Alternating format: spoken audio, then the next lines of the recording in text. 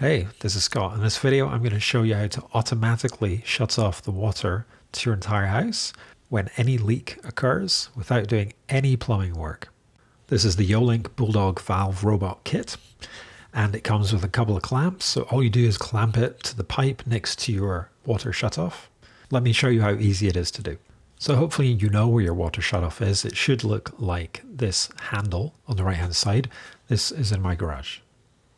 So in the box you get two of these clamps, so you choose whichever is the right size for the pipe.